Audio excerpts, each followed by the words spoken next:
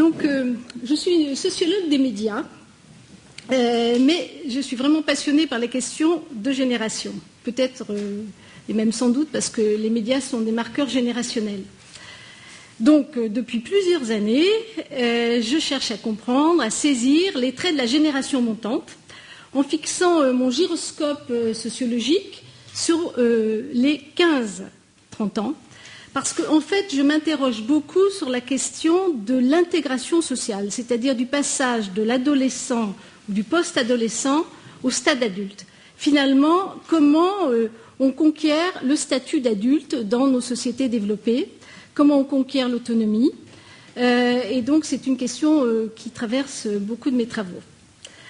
Ma curiosité pour ces jeunes, en fait, elle émane au départ par un biais totalement indirect. J'étais membre du CSA pendant une dizaine d'années, dans les années 90, et en fait, la régulation des médias, bon, à l'époque, évidemment, c'était surtout, et même essentiellement, la télévision et la radio, la régulation des contenus se fait essentiellement en fonction de la jeunesse, c'est-à-dire le cadre éducatif. Les médias sont conçus, à juste titre évidemment, comme une partie très importante, sinon presque la plus importante du cadre éducatif. Et donc le CSA est en permanence en train de s'interroger sur la jeunesse. Et comme à l'époque j'étais la plus jeune des membres, c'est souvent à moi que ces dossiers revenaient. Et dans les années 90, alors pour une sociologue, il y avait véritablement quelque chose de très intéressant qui se développait, c'est qu'on a vu monter une sorte d'inquiétude importante de la part des adultes sur la jeunesse. Parce que, et là les statistiques le montrent assez bien, il y a développement de la violence, notamment de la violence scolaire, invasion de la pornographie, à l'époque c'était beaucoup moindre qu'aujourd'hui, mais déjà on s'en inquiétait. Les questions de déscolarisation étaient déjà pointées, et puis il y avait l'alcool et la montée de la consommation de drogue, notamment de hashish. Donc en fait, cette interrogation sur la jeunesse, je l'ai eue dès le CSA et je me suis promis, quand je sortirai de quand mon mandat se terminerait, que je ferai une enquête sur les pratiques de fête, qui, d'une certaine façon, me semblaient très bien fédérer tout un ensemble de comportements, la culture de l'excès, la boisson, les drogues, etc.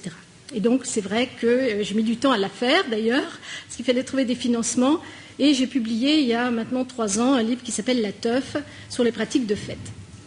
Alors, c'est vrai que explorer la tranche des 15-25 ans ou 15-30 ans, c'est tenter de se projeter vers le futur, mais on doit, comme sociologue, quand même, ou futurologue, entre guillemets, toujours faire la part entre ce qui constitue des pratiques qui sont liées à l'âge et des pratiques qui sont liées à une époque. Au fur et à mesure qu'on grandit et qu'on rentre d'ailleurs dans le statut d'adulte, on change quand même ses comportements. C'est-à-dire, par exemple, une des raisons pour lesquelles la télévision est loin d'être morte. Mais en même temps, la sociologie des pratiques culturelles montre bien qu'il y a une incrustation durable tout au long de la vie des valeurs et de l'expérience acquise au cours justement de cette période charnière 15-25 ans, qui est une période très importante dans les sociétés développées, notamment en raison du poids du rôle de l'éducation. Alors bon, on cite d'ailleurs toujours pour cette inscription durable, en parlant de la génération des 68 arts, qui, à 60 ans passés, continue de danser le rock. C'est-à-dire la grande période du rock, finalement, elle a continué, elle a traversé les âges. Alors, là, aujourd'hui, je vais vous présenter mon travail sur la génération Y. Qu'est-ce qu'on appelle la génération Y et bon, quels sont les traits? C'était déjà un petit peu évoqué par vous. Je le rappelle, ce sont des personnes, des jeunes qui sont nés entre le début des années 80 et le milieu des années 90. Ils succèdent en fait à une génération dite génération X, dans un livre célèbre qui a été fait par 2 sociologues américains, et qui distingue une succession de générations, c'est-à-dire les baby boomers, la génération de 68, la génération X, donc une génération complètement écrasée par ses célèbres ascendants, et puis la génération Y aujourd'hui, qui à la fois donc soit les petits-enfants des 68 arts, soit souvent aussi quand même encore les enfants, dans la mesure où les 68 arts, une fraction d'entre eux, ont fait des enfants tard. Donc, au total, ça mixte quand même un univers qui a des liens soit complètement directs, soit un peu plus indirects avec la fameuse génération 68. Alors, on dit aussi, alors un des aspects intéressants, l'utilité du mot Y, c'est qu'en anglais, ça veut dire, on le prononce Y, donc génération pourquoi. Alors, donc, pourquoi en effet pourquoi cette génération finalement se pose tant de questions je dirais, pour aller très très vite, pour cadrer mon sujet, c'est une génération qui a connu la crise, qui a connu la mondialisation, qui a connu le dégrisement par rapport aux utopies et aux idéaux d'émancipation des années 70, et donc qui devrait être saisie dans un cadre relativement désenchanteur. C'est aussi une génération qui a connu de nouvelles méthodes d'éducation. La famille patriarcale est quasiment en voie de disparition pour être remplacée par une famille où on discute, on négocie, donc des rapports familiaux relativement démocratiques, relativement ouverts. C'est une génération qui est marquée évidemment par l'éducation de masse, c'est-à-dire à la fin des années 60, 30% d'une génération atteignait le niveau du bac. Aujourd'hui, c'est quasiment 70%. Et c'est une génération qui a été éduquée, élevée dans la société d'abondance, ou plutôt, je dirais, les mirages de la société d'abondance et les stimulations incessantes qu'apporte la publicité. Et je viens au sujet, c'est une génération qui a commencé son apprentissage de la vie, du monde, avec l'émergence des outils de communication digitale et donc la e-culture, la culture qui a accompagné l'installation d'Internet. Donc c'est une génération qui vit le monde au bout des doigts et en temps réel. Alors, sur quoi ai-je fixé mon observation ?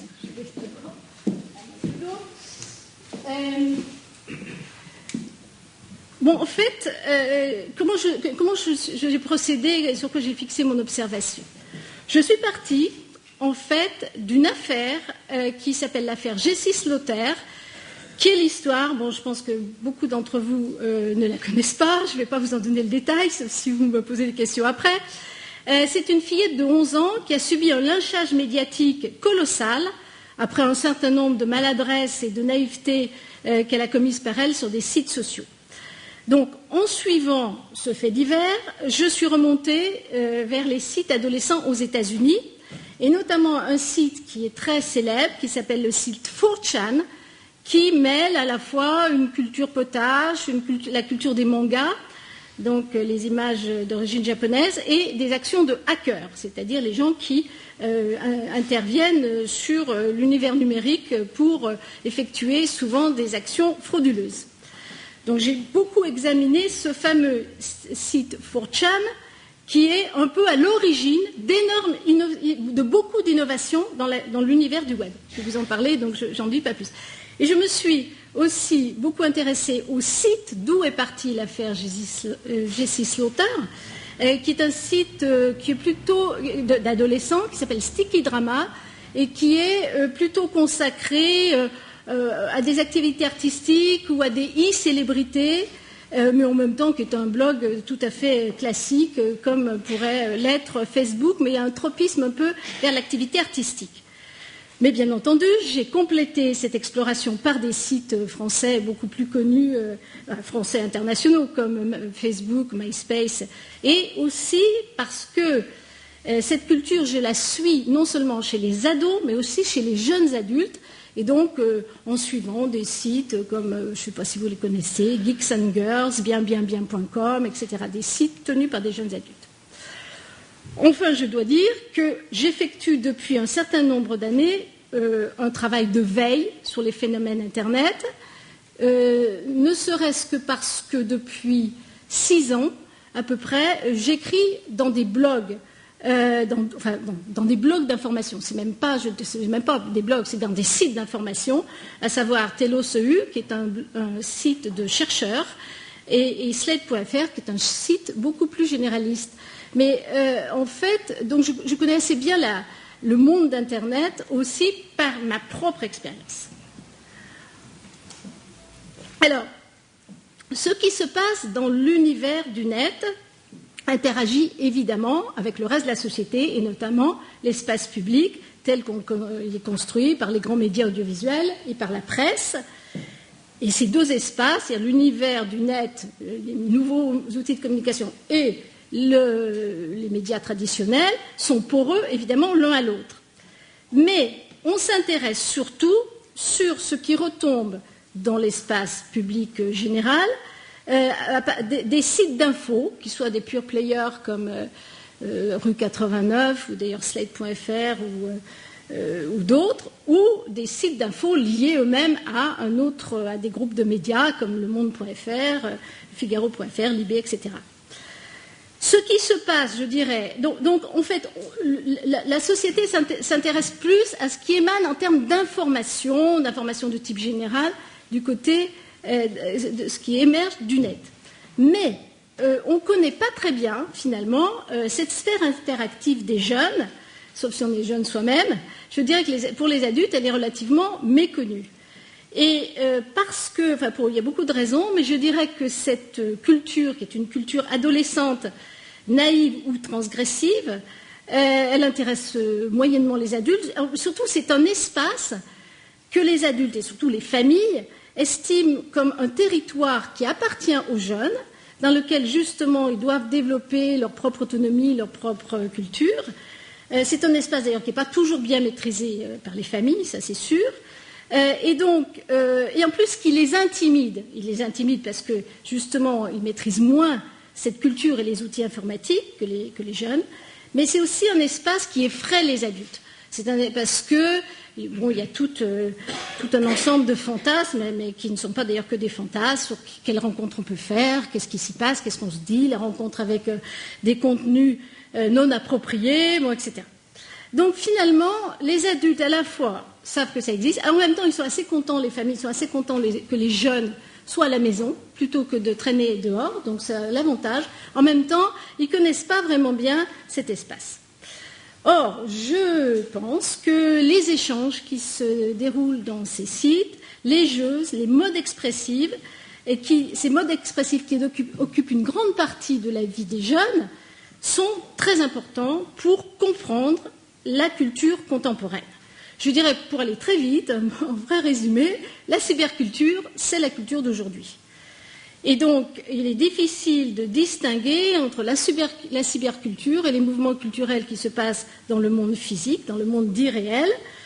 Et d'ailleurs, pour les jeunes, alors tout de suite, autant le préciser, vie physique et vie numérique sont complètement articulées.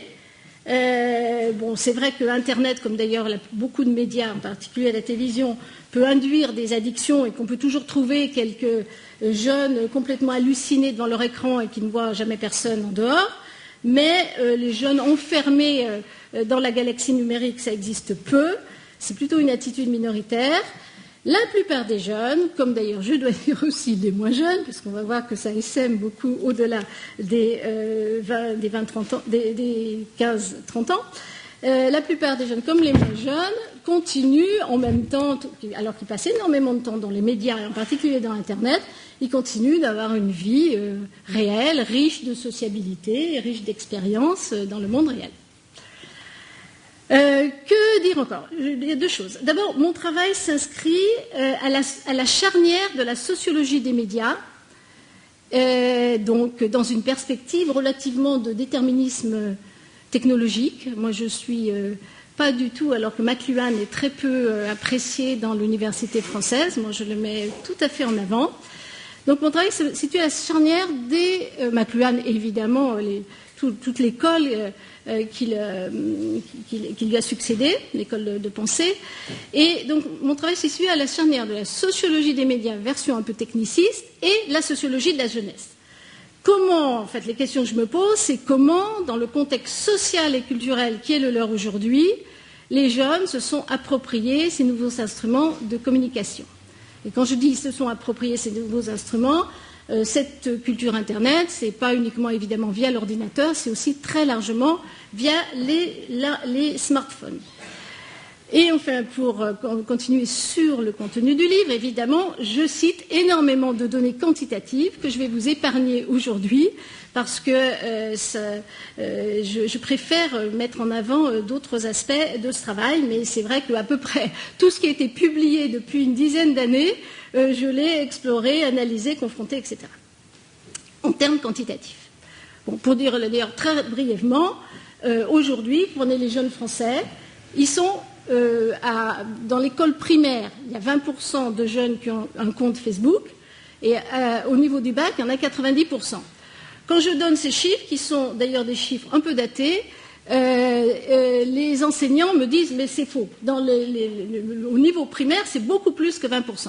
Donc ce qu'on peut dire, c'est que pratiquement tous les jeunes, et même en général ils sont sur plusieurs sites sociaux à la fois, tous les jeunes participent de cette vie numérique, de ces échanges numériques, évidemment, comme les adultes, avec des intensités extrêmement variables d'une personne à l'autre. Et puis, je voudrais insister sur un aspect. Quand on travaille sur la culture du web, sur le monde du web, il faut l'appréhender, me semble-t-il, comme un écosystème en soi, c'est-à-dire qu'il a sa propre logique, qui est modelée par une histoire, qui est modelée par une culture, et qui est animée, traversée par des acteurs particuliers. Et en premier lieu, ces acteurs particuliers, ce sont des informaticiens, des ingénieurs, des graphistes et des passionnés d'informatique, c'est ce qu'on appelle les geeks. Je pense que si on ne comprend rien à l'univers du web, si on ne tient pas compte de la généalogie de ce média, des valeurs qui ont accompagné son développement et qui ont déterminé son architecture interne, et si l'on ne tient pas compte du rôle actif et idéologiquement mobilisateur des professionnels du web, ou des passionnés du web, ou semi-professionnels du web, qui se présentent un peu comme des garants des valeurs de l'origine. Et quelles sont ces valeurs? Et c'est là où j'en viens à une chose qui me semble très importante et qui permet de comprendre beaucoup de choses de la société contemporaine. Les valeurs du web, ce sont d'abord des valeurs d'autonomie, do it yourself. Vous n'avez pas besoin d'autres. L'État est très loin, les grandes organisations sont très loin. Une approche intégriste de la liberté d'expression.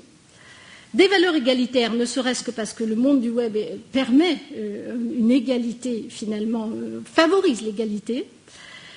Un autre aspect qui est très important, c'est l'idéologie du don et l'idéologie du partage. Vous avez parlé du peer-to-peer, qui sont incrustés dans la généalogie du web. Donc, en fait, je pense que pour réfléchir à ce monde, il faut déjà partir d'un point, c'est que c'est un monde dans lequel vous avez une confrérie professionnelle, semi-professionnelle ou de passionnés qui anime cet ensemble prolifique du web et de l'Internet. Je précise une dernière fois, avant d'entrer dans les résultats de recherche, que le web, c'est un monde très masculin. Même si les femmes, évidemment, sont pratiquement aussi internautes que les hommes, en revanche, les personnes qui animent le web, le monde des ingénieurs, le monde des webmasters, etc., c'est plutôt un aspect masculin. C'est plutôt un monde masculin. Et d'ailleurs, bon, je ne sais pas si vous avez vu, il y a 15 jours, il y a aux élections de Berlin, le parti pirate a gagné des sièges parce qu'ils ont eu 10% des voix contre toute attente, alors que moi, y compris moi, je pensais que les partis pirates n'avaient très peu d'avenir. Et le maire de Berlin, qui ne savait pas très bien quoi dire devant cette victoire face à ces jeunes élus très jeunes, bon, style évidemment culture web et tout ça, pas du tout style édile tel qu'on l'imagine. Il a dit quand même, vous êtes vraiment trop masculin, hein, il n'y a que des hommes chez vous. Donc c'est quand même un univers masculin. Alors, voilà les résultats de recherche qui sont présentés dans ce livre. Sur lesquels je mets quand même tout de suite l'idée qu'il y a ce que j'ai exploré, ce que j'ai vu, non seulement avec Jessie Slaughter, mais il y a vraiment des prémices, des indices d'une mutation anthropologique de l'individu, du mode de façon de vivre ensemble et aussi de s'organiser. Alors, j'ai saisi 3 aspects de la vie des jeunes et des évolutions culturelles. D'abord, premier aspect, l'émergence d'une identité numérique expressive, donc qui est articulée sur une sociabilité originale fondée sur la conversation en continu, il y a l'idée de temps réel, et qui est fondée aussi sur des échanges d'images et aussi des échanges de production artistique amateur. Bon, donc c'est la culture expressive. La deuxième chose, j'ai tenté de cerner la dimension politique. Et notamment, j'ai insisté beaucoup sur ce que j'appelle la culture du LOL, Laughing Out Loud, qui est faite de plaisanteries-potages, de détournements d'images, d'ironie, de dérision, mais qui est aussi un peu articulée avec un autre aspect, et c'est pour ça que 4chan est intéressant, avec les raids de hackers et des actions protestataires, qui vont d'ailleurs dans tous les sens. Et je vais vous expliquer les raids de hackers. C'est très très discutable, mais parfois c'est aussi bénéfique. Donc voilà, donc j'ai regardé ça aussi. Par exemple, les hackers ont aidé à contourner les censures dans les pays autoritaires où la censure existe, et donc ils ont joué un rôle assez important dans les révolutions arabes, notamment en Égypte. Le troisième point que j'ai examiné, qui n'a rien à voir, c'est l'aspect économique, c'est-à-dire l'attachement, par le biais de consommation culturelle diverses et variées, de la musique au cinéma, aux séries américaines, etc., l'attachement à une culture du gratuit, à une idée du gratuit ou du low cost, qui est avec en arrière-fond une utopie, qui est celle des biens culturels pour tous, c'est-à-dire en accès libre, des biens culturels pour tout le monde, et qui est j'ai pas mal travaillé sur la question du piratage des biens culturels, et notamment de la musique.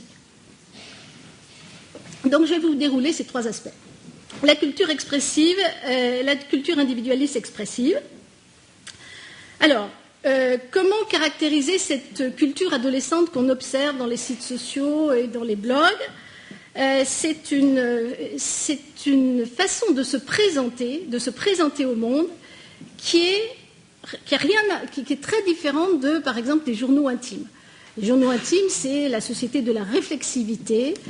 Beaucoup de choses, l'individualisme a été souvent associé, notamment avec l'idée de la réflexivité. L'individu, c'est quelqu'un qui réfléchit sur d'où il vient, comment il se situe par rapport au monde, et qui utilise tout un ensemble d'outils, évidemment son environnement proche, mais aussi les outils médiatiques, le cinéma, les livres, la télé, et qui se construit lui-même. Donc l'individu, si vous voulez, jusqu'à il y a une période de 10-20 ans, c'est quelqu'un qui est réflexif. Il y a tout un ensemble de travaux, notamment un livre célèbre de Anthony Giddens, qui fut à l'époque un inspirateur de Tony Blair, mais qui est un sociologue, anthropologue, et qui a écrit énormément sur la réflexivité.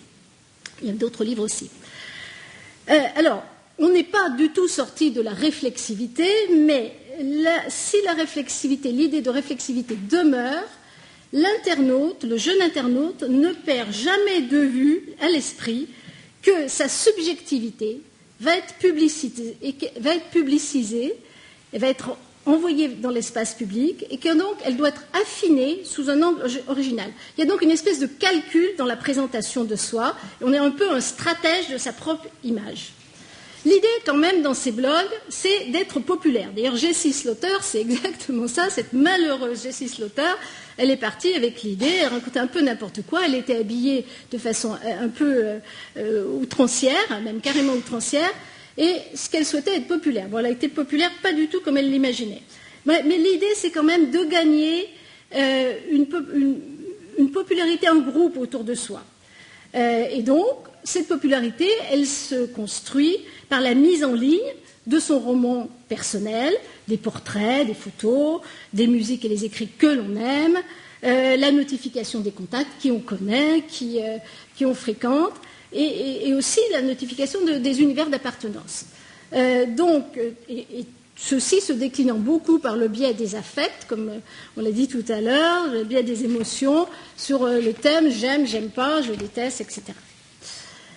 Donc le Web 2.0, c'est-à-dire ces réseaux sociaux, c'est quand même, pour les adolescents, c'est une sorte de tribune, un témoignage qu'on lance sur soi-même, qu'on lance à la cantonade.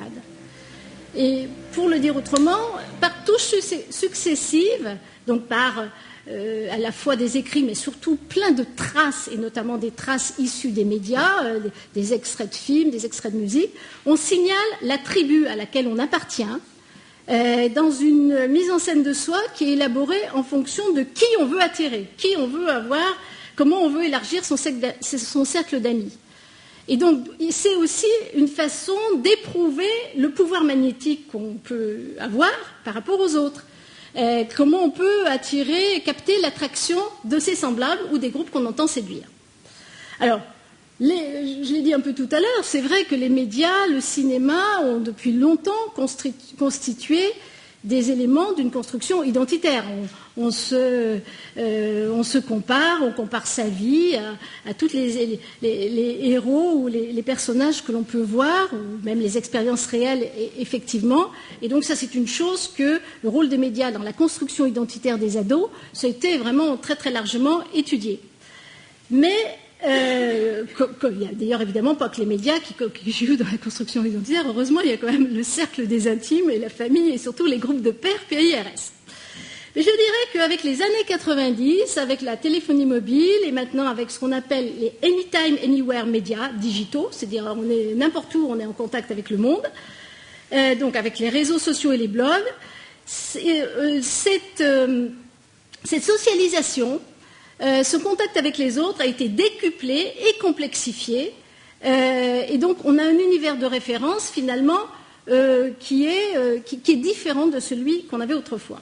Si, en effet, le poids des vrais amis demeure, d'ailleurs, quand on commence un réseau, un compte sur Facebook, on commence par y mettre ses très proches amis dans la vie réelle. En fait, la géographie des contacts a tendance à s'élargir aux amis d'amis et même davantage. Bon, pour ceux qui sont dans les réseaux le savent, même si, bien évidemment, il ne s'agit absolument pas d'une ouverture sur le monde entier. En général, il y a une certaine ouverture, mais c'est quand même, on reste relativement dans un monde social et culturel identique à celui dans lequel on vit. Donc, le jeune, par le biais de ces réseaux, il est entraîné dans le maillage de tout un ensemble, dans un maillage de personnes qui lui fournissent des informations, qui lui fournissent des opinions, qui commèrent, qui font du commérage, qui racontent des récits de vie, qui parlent de leurs expériences, qui constituent des soutiens, etc. Donc, en fait, dans ces réseaux, les idées et les émotions, elles sont brassées, les idées et les émotions s'échangent dans ces réseaux, mais pas uniquement par le langage des mots, mais par une grande variété d'images et de sons, dont la créativité, je dois dire, enthousiaste beaucoup de mes collègues chercheurs. Je ne suis pas toujours aussi enthousiaste, mais c'est vrai qu'il y a beaucoup de créativité. Et dans cet univers-là, il est difficile de saisir le pur amateur, c'est-à-dire qui bricole les contenus visuels pour divertir, faire voir son sac d'amis et dialoguer avec lui, de l'apprenti artiste qui tente une percée dans l'espace public, ou des geeks qui, en relation avec la confrérie des technophiles, cherchent l'exploit informatique. Autrement dit, pour se faire repérer, se faire connaître, se faire aimer, et éventuellement se faire financer, les adolescents disposent aujourd'hui d'une très vaste panoplie de langages dont ils sont eux-mêmes les inventeurs et le véhicule, c'est-à-dire qu'ils les distribuent et les font circuler. Donc, je renvoie à la construction identitaire. Il y a deux voies pour la construction identitaire. On peut se construire et lancer à la cantonade parce qu'on a une personnalité forte, particularisée, et l'affirmer, mais au stade de l'adolescence, la construction identitaire, elle a tendance à se nourrir d'un processus d'appartenance à un ensemble plus vaste. C'est-à-dire on se nourrit dans le contact avec les autres, Maffezoli, qui est un sociologue qui a travaillé beaucoup sur les tribus pas anciennes, les tribus contemporaines, il parle de cette ouverture des pétales de soi dans une dynamique relationnelle avec des autres et que permet évidemment très abondamment ces réseaux et ces blogs. Dans un dédale d'affinité, de rejet, et ceci explique sans doute le succès des réseaux sociaux auprès des adolescents. Je dis tout de suite que j'ai parlé de créativité, mais quand on regarde aussi ce qui s'échange, qui se dit sur Facebook, on oublie aussi que ce jeu interactif, il est souvent aussi d'une sidérale pauvreté, que c'est souvent finalement des conversations très banales, assez plates, comme on aurait dans les cours de récréation, des conversations au degré zéro de la réflexion, mais tout le monde en a. Et donc, c'est un univers qui pullule par contre d'onomatopées, d'interjections, d'exclamations, de phrases futiles. Et donc, dans Facebook, par exemple, vous avez ça, notamment avec une fonctionnalité qui s'appelle le fil de l'actualité. On raconte ce qu'on fait, mais bon, c'est toujours très banal. Alors, par contre, ce qui est intéressant, c'est quand même ce rêve sur la vie artistique.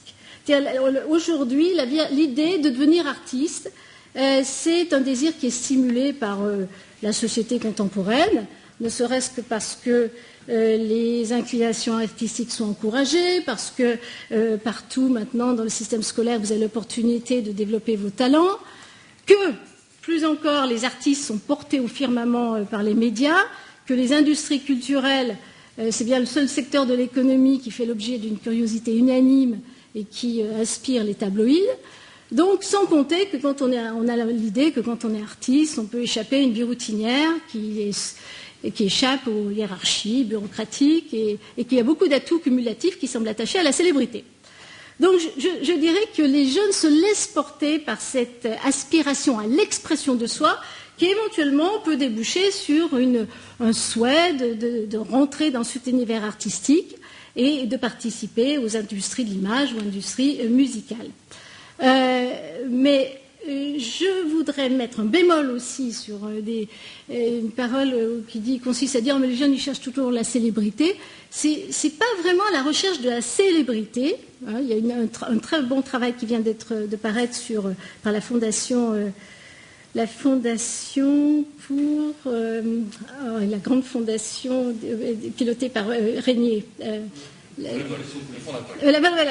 Fondation pour l'innovation politique, un grand travail de comparaison internationale, où il apparaît, contrairement à ce qu'on imagine, les jeunes ne sont pas tellement obsédés par la quête de célébrité, c'est l'idée, mais c'est pas une priorité. À part, je dois dire, pour un pays que je connais bien et sur lequel je pense que c'est tout à fait ça, c'est les Indiens. Le monde indien, ça, la Bollywood, tout ce qui est filmé, ils adorent. Mais en Europe, il n'y a pas du tout ce sentiment. Mais par contre, il y a cette aspiration à exprimer sa sensibilité et à exister à travers des productions artistiques ou à exister comme un individu particulier. Alors, bon, je vais un peu m'arrêter là parce que je voudrais prendre le deuxième aspect. Mais je voudrais simplement évoquer un travail qui, vraiment, qui a marqué un peu l'histoire de la société contemporaine, qui est le travail de Daniel Bell, qui est un sociologue américain, qui je pense qu'il vient juste de décéder, qui parlait justement dans la société d'après 68 de la démocratisation du génie. C'est une formule un peu ironique. C'est-à-dire que l'acte créateur ne semble plus réservé à quelques artistes mus par une vocation précoce, par un don, par un élan irrévocable auquel on ne saurait se soustraire, mais que les notions d'œuvre et de statut de l'artiste se sont pas mal diluées et que la société contemporaine est apte à s'émerveiller de tout et parfois de rien. Et d'ailleurs aussi, les parents et les amis s'émerveillent un peu de tout et de rien de leur progéniture. Alors, je dis deux mots sur la sociabilité numérique, mais c'est des thèmes qui ont été assez développés ailleurs. Elle est étendue, donc on a ses propres amis et puis des cercles concentriques d'amis, des connaissances à peine aperçues ou à peine identifiées. Elle est à géométrie variable, donc toutes ces amitiés se chauffent d'une intensité très variable et les jeunes le savent très bien. Ils savent très bien faire la différence entre quelqu'un qu'on ne connaît pratiquement pas et puis vrais amis. C'est une sociabilité qui est une dimension légère. On coopère peu entre eux. C'est des coopérations ponctuelles. C'est pas des liens noués solidairement pour toute l'existence, sauf peut-être pour le petit noyau d'amis qui est habituel et qui existe depuis que les jeunes sont jeunes. C'est un mode de socialisation qui se fait en fil continu. Donc on est dans une chaîne de solidarité, un peu comme nous construisons ensemble l'histoire de notre génération. Donc avec ses amis, on communique. Souvent pour dire, s'explique que souvent on ne dit pas grand-chose, mais on est en lien. Et c'est aussi donc une socialisation sur laquelle les jeunes, contrairement à ce qu'on imagine, ils n'ont pas d'illusions. Ils savent très bien faire la différence entre les différents types de relations. Voilà, alors je passe à la deuxième dimension, qui est la dimension politique. Et bon, en fait, le livre, il s'appelle Les jeunes et les réseaux sociaux, de la dérision à la subversion. Et c'est ces deux points que qu'on balaye bien quand on navigue dans les blogs et les réseaux sociaux. Alors, la navigation dans ces blogs et ces réseaux sociaux, ça fait émerger, ça montre un espace mental qui est fondé sur le rire, sur les jeux de sens et sur la délectation de l'absurde. Alors, il y a deux acronymes qui s'appellent le LOL et le LUS plutôt, qui sont nés dans la sémantique du net depuis une dizaine d'années et qui apparaissent comme des marqueurs culturels de notre époque, un produit des interactions de la jeunesse avec tout un ensemble d'éléments issus des médias, issus de leur production artistique, et notamment une floraison de contenus d'images. La culture LOL, elle se développe beaucoup dans cette interaction avec des bouts de films, avec des bouts de cartoons, avec des bouts de manga, des jeux vidéo, des bouts des émissions Canal+, genre le petit journal, enfin l'ex-petit journal, ouais, et puis tout un ensemble de programmes humoristiques. J'ai découvert un nombre d'humoristes, on n'a pas idée combien il y en a, et leurs spectacles sont filmés, et puis il y a des bouts qui sont... Comme tout est filmé, il y a une matière extraordinaire de récupération. C'est une culture de la récupération qu'on utilise, de récupération beaucoup d'images, et qui permet d'alimenter cette culture du LOL, le laughing out loud, qui signifie en fait rire à gorge déployée, et qui a d'ailleurs engendré, certains d'entre vous le connaissent, une réplique française qui s'appelle « Mourir de rire, MDR ». Alors, par contre, dans le prolongement de la culture du LOL, donc rire, l'ironie, un regard ironique sur le monde, s'est construit au fil des échanges le contrepoint du LOL, qui s'appelle le lose, qui est qui signifie plutôt un ricanement et une façon de rire aux dépens d'autrui. Donc on est entre le rire à gorge déployée et un rire, je dirais, infiniment plus pervers et plus méchant.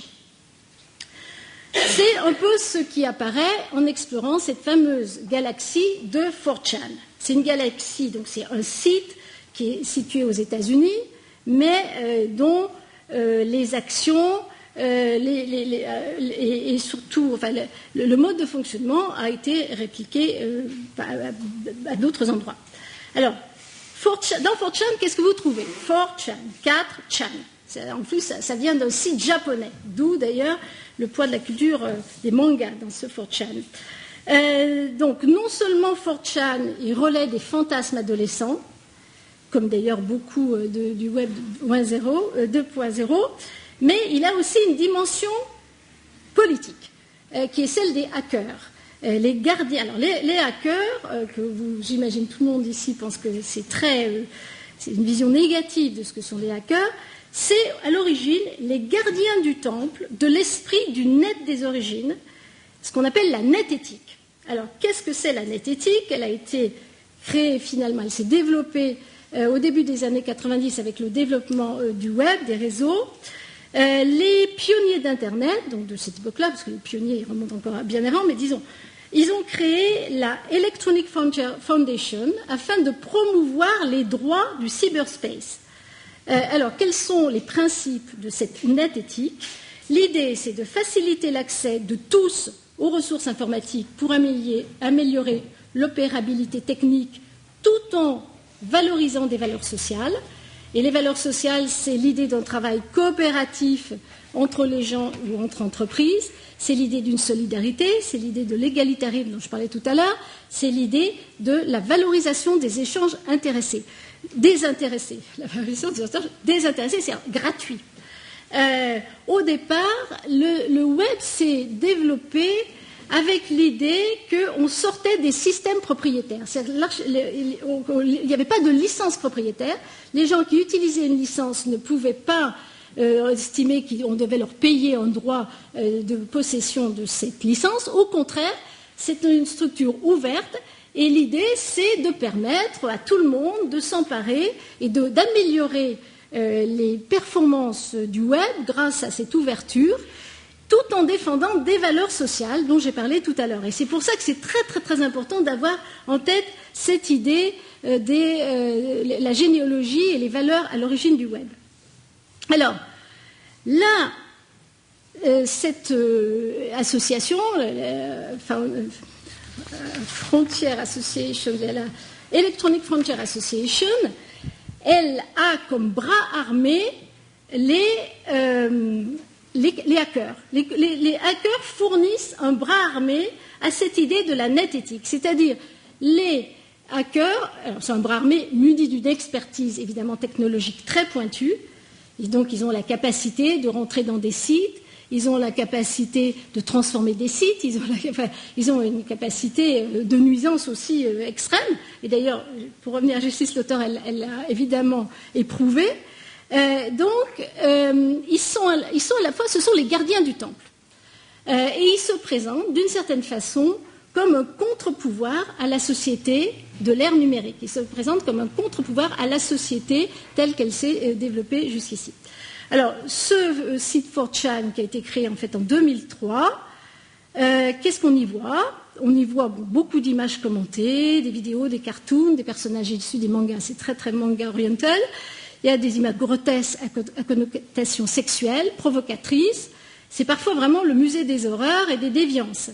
C'est même, je dirais, plutôt un labyrinthe des fantasmes masculins, un florilège de ce qu'on peut appeler la culture camionneur, avec beaucoup de vulgarité, des plaisanteries potaches, de la violence et même parfois des propos racistes. Donc a priori, c'est tout, sauf ce qu'il faut valoriser.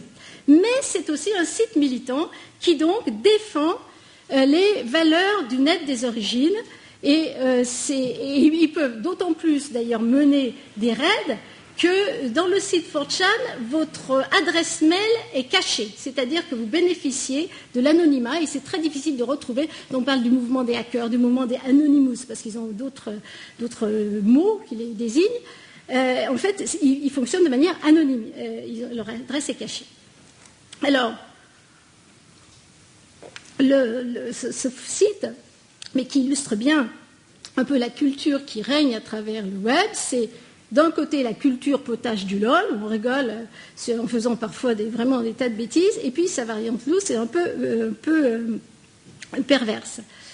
Et notamment, alors, qu'est-ce qui alimente tellement ces deux humeurs ? C'est l'utilisation de toute la virtuosité informatique pour détourner des contenus en transformant des images, en effectuant des parodies, des pastiches, par exemple en détournant le référencement d'un site pour envoyer vers un autre contenu. C'est-à-dire, vous croyez que vous allez sur le site ministère de la Culture, vous vous retrouvez avec un site qui n'a rien à voir, qui est un site... Le référencement est détourné. Vous cliquez et vous ne trouvez absolument pas le site que vous imaginiez. Bon, vous pouvez pirater la première page d'un site. Par exemple, Nicolas Sarkozy, la page, je ne sais pas si c'est de Matignon ou de l'Élysée, la page d'accueil a été pendant un moment transformée pendant quelques heures quand il y a eu l'affaire des Roms. Donc il y avait une image sur les Roms, ou Nicolas Sarkozy annonçant son pot de départ. Enfin, c'est des blagues en fait, il y a beaucoup de blagues. Il y a beaucoup d'autres choses, notamment sur lesquelles je n'insiste pas, mais peut-être que les gens qui sont habitués du web connaissent ces deux choses, ce qu'on appelle les mèmes, c'est-à-dire alors les mèmes, M-E, accent grave, M-E. Donc c'est vraiment un terme, comme je dis, qui est vraiment du langage du web. Et c'est le mème, alors j'y consacre beaucoup de pages parce que j'ai étudié très précisément cet aspect. Si vous prenez un élément du web et vous le balancez en espérant qu'ils s'enrichissent au fur et à mesure qu'ils tombent, ils s'enrichissent, se transforment, et que ça fait au bout du compte une contagion virale. Et c'est souvent sur des choses complètement naïves, sans intérêt. Alors, qu'est-ce qu'ils ont fait par exemple? Jesse Slaughter, donc ils sont venus sur son site. Ils ont trouvé son adresse, parce que les hackers, ils retrouvent les adresses. Ils ont poursuivi cette jeune fille, cette petite fille, dans la vie réelle, en lui commandant en son nom des milliers de pizzas. Et surtout, voilà, parce que cette petite fille, son père, un peu ahuri de ce qui lui arrivait, a cru bon, il vaut mieux que pas faire ça, je vous le dis tout de suite, de faire une vidéo avec elle, qu'il a mise sur la webcam, et dans lequel il accuse donc les hackers en disant j'ai signalé la cyberpolice, vous allez bientôt être arrêté. Et bon, c'est quelqu'un qui n'est pas très fin, un peu vulgaire, donc il les menace de faire venir la cyberpolice avec sa fille qui en premier plan pleure, désespérée de ce qui lui arrive. Et cette scène, elle a été répliquée, parodiée, vous en trouvez peut-être encore des traces dans le web, par des milliers, voire des millions d'internautes, de jeunes internautes, pour se moquer. Évidemment, la cyberpolice n'a jamais saisi qui était le 4chaner qui avait lancé cette attaque contre la malheureuse Jessie Slaughter, mais en fait, leur histoire, leur image, parodiée à l'infini, a circulé à travers le web. Alors, quels sont les faits d'armes des 4chaners? Donc, ils ont mené des attaques numériques contre l'église de Scientologie, contre des gens qui maltraitent les animaux. Je vous dis tout de suite que les animaux, ce sont des icônes du web, hein, et notamment les chats. Ils ont attaqué aussi des jeunes filles naïves prêtes à tout faire pour gagner de l'argent, notamment en se dénudant, en posant dans des poses suggestives. Ils ont attaqué le site de Sarah Palin. Bon, enfin, vous en trouvez, ils ont mené plein d'attaques. Donc, mais cette méchanceté des 4chaners, elle s'abrite volontiers derrière la colère du justicier, au nom d'une certaine idée de ce que le web doit être, et aussi d'une idée de justice dans la vie réelle. Alors bon, il y a une connotation politique si vous attaquez évidemment le site de Sarah Palin. Bon, mais par exemple aussi, ils ont attaqué très souvent les sites des avocats qui défendent les droits d'auteur, ou les sites de la Motion Picture Association of America, donc la grande organisation du cinéma américain, qui évidemment est contre l'appropriation gratuite des films. Donc ils sont très défenseurs du droit d'auteur, mais à côté de ça, par exemple, ils ont fortement aidé les dissidents en Chine ou dans les pays arabes. Donc ils ont aussi cette idée de justicier au service de leur conception très intégriste de la liberté d'expression. Bon, donc ils ont parfois des fonctions ou des actions qui méritent d'être regardées. En particulier, le grand rassemblement sur la place Tahrir a été quand même pour une part réalisé parce que, alors que le gouvernement égyptien avait censuré les mobiles et tout ça, les hackers ont aidé à contourner cette censure. Donc vous voyez, pour beaucoup de gens, a priori, et peut-être j'en suis, c'est plutôt la honte du net, c'est 4chan, mais certains y voient quand même à la fois des redresseurs de tort, et ils les considèrent aussi comme les plus offensifs pour combattre un autre aspect du web, qui est le web, ce grand bazar commercial tenu par des monopoles, qui est devenu le web. C'est-à-dire qu'au nom du web des origines, ils combattent aussi le développement, la mise sous coupe du web par des logiques commerciales, et notamment des logiques de groupes internationaux que tout le monde connaît, de Google à Microsoft, etc. Donc on peut dire que cette mouvance des hackers et des anonymes est à la fois une plaisanterie, c'est une communauté, c'est une force de frappe, c'est une force de nuisance, c'est une utopie, c'est une idéologie, c'est souvent des actes de vengeance personnelle, et c'est la mise en commun de beaucoup de formes de malveillance. C'est ce que dit un de mes collègues psychologues, je ne vais pas être contre lui. En même temps, je dirais que la bêtise et l'absurdité comme mode d'action dans la vie sociale, c'est un petit peu ce que l'on voit à travers le web. C'est-à-dire que cette culture du LOL, cette façon de se moquer, finalement, le LOL, c'est l'idée. On se moque des puissants. On dirait il y a un côté populiste, mais on se moque des gens en place, on se moque des médias, mais on se moque de soi-même aussi. Donc c'est une espèce de bonne humeur du web, et parfois, dans cette dimension d'hilarité, de blague potache, il y a une dimension politique. Alors moi, j'ai assez mis le parallèle entre ces actions et ce qui s'est passé, les libelles qui se sont développés sous le manteau, qui ont circulé sous le manteau, qui d'ailleurs étaient fabriqués plutôt en Angleterre, dans un siècle à peu près avant la Révolution française. Ça n'a rien à voir, c'était pas des libelles, comment dire. Il y avait des images. Hein. Je vous incite à lire un livre magnifique qui s'appelle Dans un bénitier, le diable dans un bénitier du sociologue, politologue Robert Darnton, et qui montre très bien qu'un siècle et demi avant la Révolution, vous avez une foison de blagues, de petites histoires, d'historiettes entre fantasmées, réelles, notamment sur évidemment la royauté et le monde des nobles, les courtisans plutôt. Et en fait, il y a cette vitalité, mais qui s'appuie sur de l'outrance, de la bêtise, mais qui a quand même, je pense, une dimension jusqu'à un point contestataire. Alors, si on dessine, quand même, quand on regarde bien le web, on s'aperçoit qu'il y a plein de bonne humeur. C'est un univers de bonne humeur. Je parle de web des jeunes. Il y a d'abord donc l'impertinence, la culture du pas sérieux, dont l'emblème serait ces fameux mèmes dont je ne peux pas vous faire la démonstration, mais ces images qui circulent, qui sont d'ailleurs parfois un peu énigmatiques, exactement comme étaient les libelles avant la Révolution française. On se demande un peu ce que ça veut dire. Il y a une hilarité systématique et un esprit de dérision, donc le LOL, et il y a aussi ce ricanement malveillant et la corde de débordement qu'il engendre, le loose.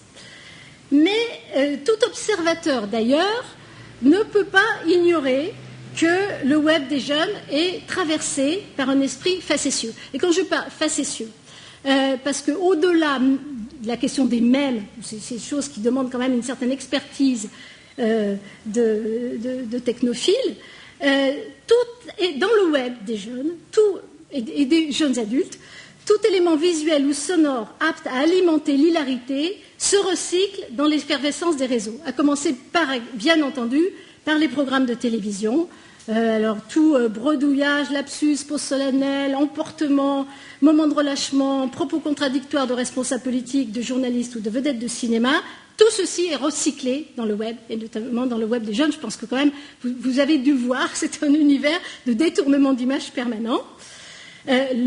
L'ex-petit journal de Canal+, évidemment, constitue un vivier, mais plein de spectacles de comiques, et puis évidemment, toutes les politiques. Vous prenez, je ne peux pas prendre Strauss-Kahn parce que c'est trop facile, mais je suis sûre que ce soir, le débat sur les primaires, vous aurez plein de reprises, de repiquages transformés dans cet univers des blogs et des réseaux sociaux.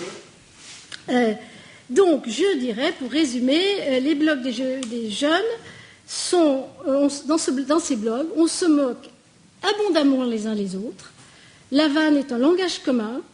Les photos de soirées arrosées ou de vacances sont de source d'inépuisables réjouissances, surtout si elles renvoient elles-mêmes l'idée d'un groupe joyeux, abonné au rire collectif.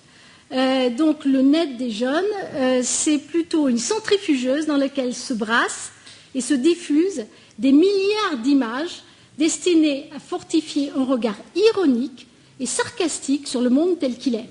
Un regard qui n'épargne personne, qui est ni évidemment les internautes eux-mêmes, ni évidemment les médias. Le monde du web vise beaucoup les médias, notamment les médias traditionnels, et ni les médias qui sont donc eux-mêmes des vecteurs et objets de cette critique. Alors, qu'est-ce que ça veut dire par rapport à la scène politique traditionnelle? Remontons dans la scène politique traditionnelle. Bon, ce que montrent beaucoup d'études, c'est que les jeunes, mais pas que les jeunes, il y a un regard sur la société, et notamment sur cette impuissance apparemment des élites politiques à réguler un certain nombre de phénomènes qui dépassent dans le cadre de la mondialisation, bon, tout le monde le sait. Finalement, face à cela, les jeunes ont développé d'autres modes d'organisation. C'est une organisation entre eux, alors qui n'est pas une organisation uniquement autour du LOL, encore que le LOL fournit le fun. Il y a tout un ensemble d'actions politiques, ce qu'on appelle les flash mobs, qui sont des actions politiques qui ont été menées contre, je ne sais pas, Éric Besson, contre les pouvoirs en place, par exemple, quand Jean Sarkozy a été prendre la tête de l'EHPAD, il y a eu toute une manifestation qui a été organisée sur le parvis de la Défense, qui a été filmée et qui, à ce moment-là, est recyclée dans l'univers du web. Donc, il y a cette dimension-là, capacité critique, mais à partir d'instruments plutôt du fun. Les jeunes ne regardent pas beaucoup les sites des partis politiques traditionnels, ni même les sites des partis politiques qui ont été conçus en direction des jeunes, comme la Colpol, par exemple, pour le PS, ou il y en a un autre pour l'UMP, dont j'ai un peu oublié le nom, les jeunes pop, à un moment, je crois que c'est appelé comme ça, il a été fermé. Mais, par contre, ils ont développé, grâce au web, une capacité d'organisation qui est forte et qui peut amener à des actions à dimension politique. Je dis pas directement politique, mais à dimension politique. Si on prend, bon, évidemment, les mobilisations dans les pays arabes, je n'ai pas trop le temps de développer, mais évidemment, je le développe dans le livre, les mobilisations sur la Puerta del Sol à Madrid, le web redonne aux gens, et aux jeunes en particulier qui s'en ont emparés de cette façon, une capacité d'auto-organisation, de mobilisation, et peut faire émerger, c'est une sorte de rappel au monde qu'ils sont là, ce qu'ils pensent, le regard critique qu'ils portent sur la société. Le vrai sujet, et on pourrait y rester toute la soirée, c'est que ça n'embraye absolument pas sur l'action politique de la scène traditionnelle politique. Ça embraye très peu. C'est ces deux mondes, c'est pour ça qu'on peut parler d'un monde, d'un espace public, tout ce qui est de plus traditionnel, auquel on est habitué, avec un État central, avec des partis qui organisent la vie politique. Et puis il y a cette effervescence qui est à la fois ludique, mais parfois très contestataire, au sein du web. Et parfois, ça a amené à des mobilisations, notamment dans les pays arabes et en Espagne et aussi en Grèce. Donc, je suis obligée d'aller... Mais la pertinence du web, c'est la pertinence pour des actions politiques, c'est la capacité de fournir une arme aux ce qu'on appelle les lanceurs d'alerte. C'est ce qui s'est passé exactement en Tunisie. C'est-à-dire, sans qu'il y ait de leader, sans qu'il y ait de mouvement, à travers des smartphones, c'est pas du tout Facebook, c'est beaucoup plus les liaisons entre téléphone et éventuellement un peu des blogs. Les jeunes ont une capacité de mobilisation forte, rapide, sur des enjeux qui peuvent être politiques, mais après, finalement, ça ne va pas tellement plus loin.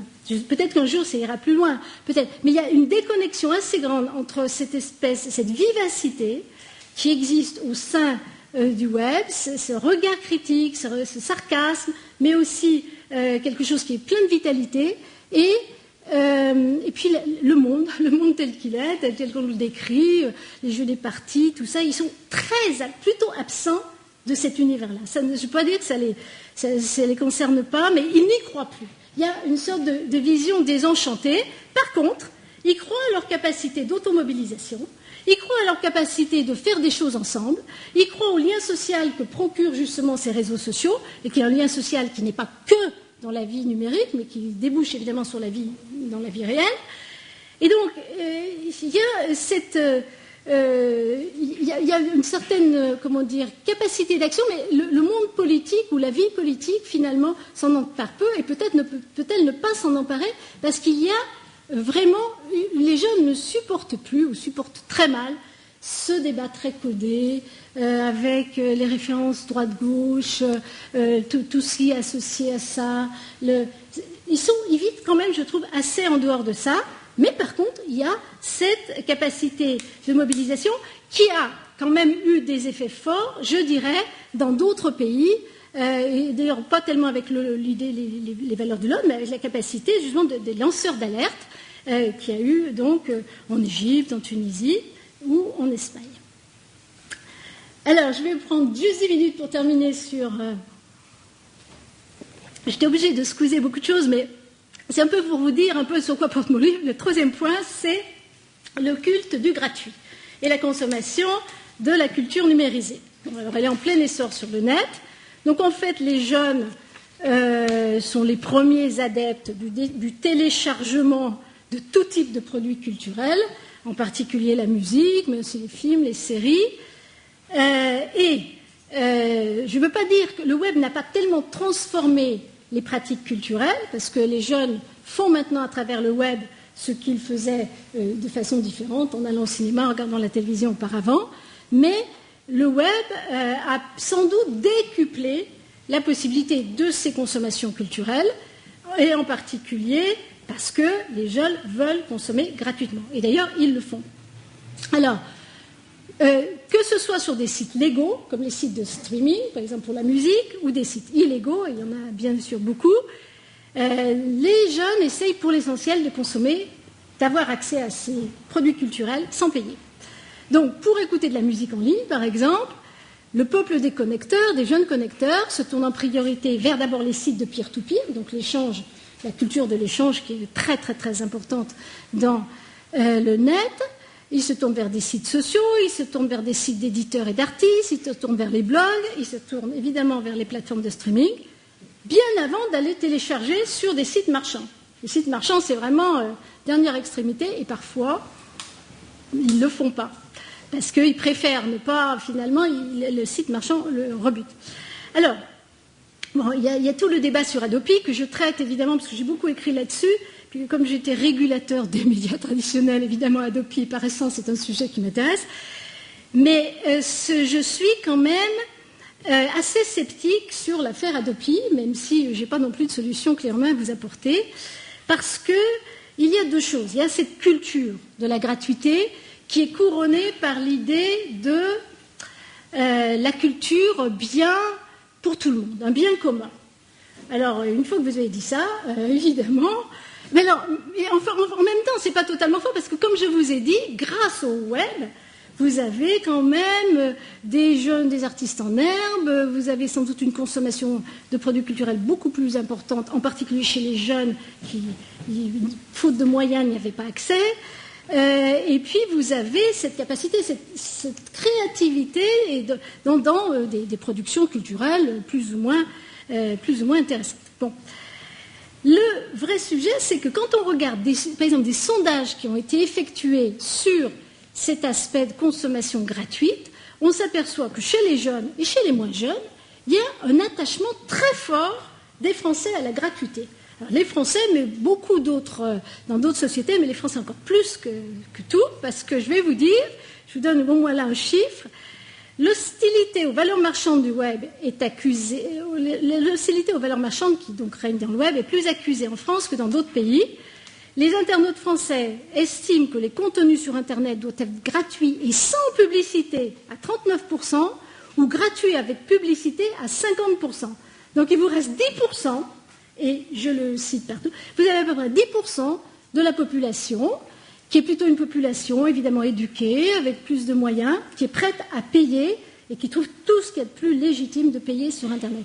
Le reste de la population, alors peut-être que maintenant ce n'est pas 10%, c'est peut-être 15%, disons, mais peut-être 20%, mais disons, il y a une très grande résistance à l'idée de payer sur Internet. Vous me direz que les fournisseurs d'accès ont bien préparé le terrain, puisque eux, ils ont pendant longtemps fait une publicité, vous prenez un abonnement à Internet et puis vous avez accès à plein de musique gratuite. C'est bien connu, même le PDG de France Télécom reconnaît que France Télécom a fait sa publicité comme ça. Et donc, donc Adopi, alors le monde du net, mais bon, c'est une litote, c'est complètement contre Adopi. Il n'y a pas, que ce soit le monde les professionnels, semi-professionnels dont je parlais, bon, ça, ils sont même, alors, pour le coup, ils sont aidés éventuellement par les hackers s'il le faut. Bon, je vous renvoie à la Ligue haut débit, qui est un peu l'équivalent des hackers en France, des hackers américains. Et puis, ils ont, en fait, vous avez vraiment une résistance très très forte à cette idée d'achat.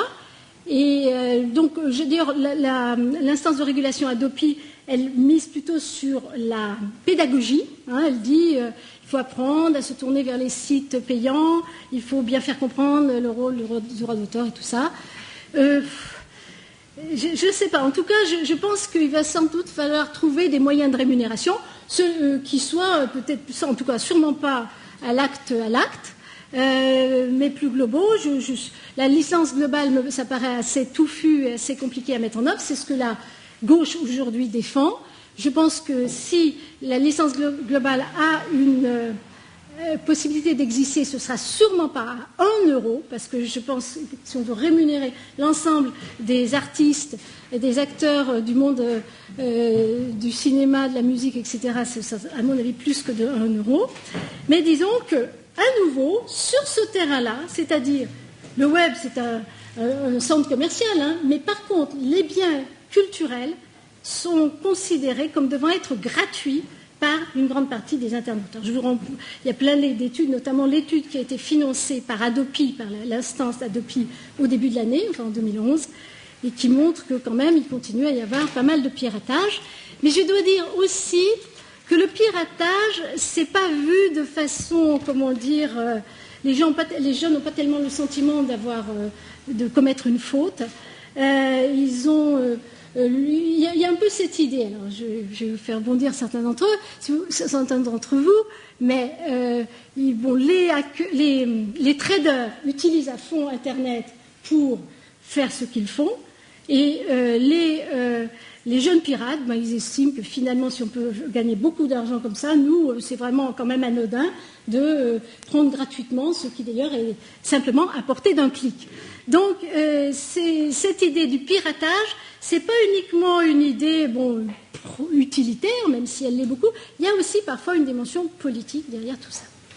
Donc, j'ai presque atteint la fin de mon exposé, mais je vais le dire très vite. Je dirais que la dialectique entre le monde physique et la galaxie numérique, c'est une donnée structurante de nos sociétés, que cette mutation, cette mise en réseau des individus, c'est quand même, elle laisse entrevoir une certaine mutation anthropologique, alors que s'épuise un modèle ancien et dans beaucoup de ses dimensions. Par l'exploration du net des adolescents et des jeunes adultes, on voit se décider de nouveaux profils psychologiques, la culture expressive. On voit se développer de nouvelles façons de vivre ensemble. On voit se développer une autre façon de regarder le monde et une autre façon de s'organiser. Donc au total, c'est quand même sous ces aspects qu'il faut regarder ces cultures émergentes qui sont à la charnière les jeunes aujourd'hui, la culture dans la société contemporaine, la place qui est faite aux jeunes aussi. Il y a évidemment tout un chapitre sur l'origine du désarroi des jeunes dans les sociétés contemporaines, mais bon, je n'ai pas eu le temps de le développer. À la charnière de cette sociologie de la jeunesse et les outils numériques qui sont maintenant à leur disposition, il y a sans doute des transformations en profondeur qui sont en train de s'opérer. Je ne sais pas quel sera l'avenir de la culture du free speech, c'est-à-dire cette liberté d'expression extrême, du free of charge, c'est-à-dire gratuit, ou du peer-to-peer, c'est-à-dire fonctionner dans des échanges permanents avec des autres, des congénères notamment. Mais en tout cas, on ne peut pas ne pas s'interroger. Et voilà, je vais terminer là-dessus pour dire que mon livre est quand même, me semble-t-il, bienveillant, m'a dit un journaliste, et même si je parle de culture, lynchage médiatique, le bashing, le piratage, la bêtise, la grossièreté, l'outrance, parce que, pour terminer là-dessus, je trouve qu'il y a dans la jeunesse actuelle, via ces nouveaux outils numériques, une vitalité, une créativité, une dimension assez pétillante, des éléments subversifs et un optimisme. Contrairement à ce qu'on dit, ils sont optimistes sur eux, pas sur la société, mais ils sont optimistes sur eux-mêmes. Et donc, tous ces éléments forcent l'intérêt, alors que par ailleurs, la société du monde réel, elle est plutôt morose et apparemment impuissante à agir sur elle-même.